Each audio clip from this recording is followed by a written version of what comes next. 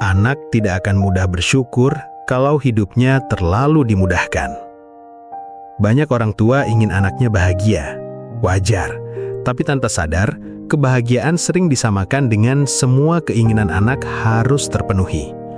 Padahal, hidup yang terlalu mudah justru bikin anak sulit belajar satu hal penting, rasa syukur. Menariknya, studi dari University of California menemukan bahwa anak-anak yang dibiasakan merefleksikan hal-hal kecil yang mereka syukuri setiap hari cenderung lebih bahagia, lebih sabar, dan jarang stres. Artinya, bersyukur bukan cuma soal sopan santun atau nilai moral, tapi keterampilan emosional yang sangat berpengaruh pada kualitas hidup. Masalahnya, anak yang tidak pernah merasakan menunggu, kecewa, atau berusaha akan sulit merasa cukup. Semua terasa kurang karena ia tidak tahu rasanya berjuang. Maka rasa syukur tidak bisa ditanam lewat ceramah, tapi lewat pengalaman hidup yang disadari. Berikut beberapa cara sederhana agar anak benar-benar mengenal arti bersyukur. 1. Ajak anak melihat proses, bukan cuma hasil.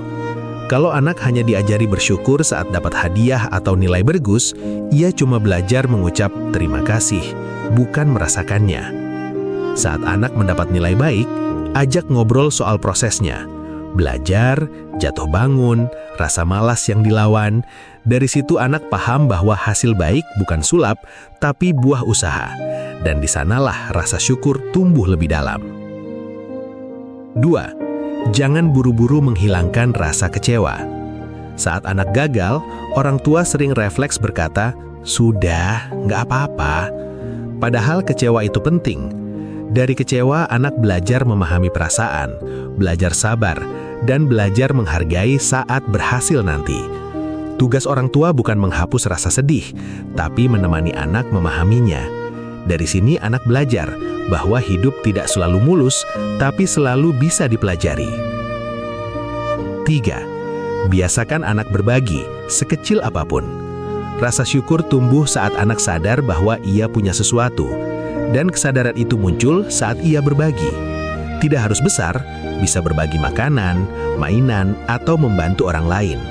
Saat anak memberi, ia belajar satu hal penting. Aku cukup, aku punya. Dan dari rasa cukup, syukur muncul dengan sendirinya. 4. Jangan semua kebaikan dibalas hadiah. Kalau setiap kebaikan selalu dibalas hadiah, anak belajar bahwa berbuat baik itu soal imbalan. Lama-lama, syukur berubah jadi hitung-hitungan. Coba ajak anak merasakan perasaannya setelah berbuat baik. Gimana rasanya habis nolong teman tadi?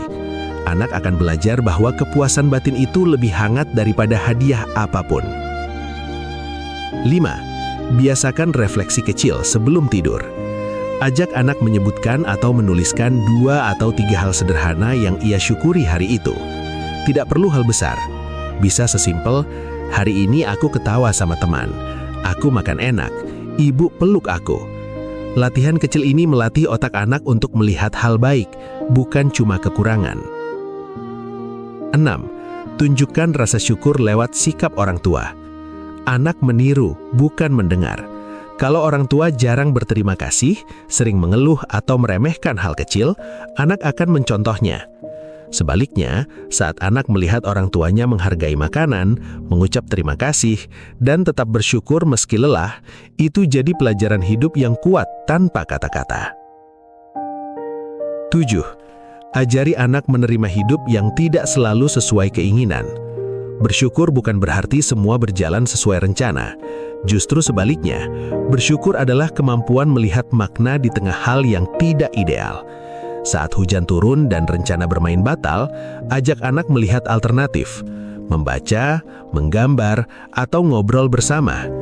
Anak belajar bahwa kebahagiaan tidak selalu datang dari mendapatkan yang diinginkan, tapi dari cara kita merespons keadaan.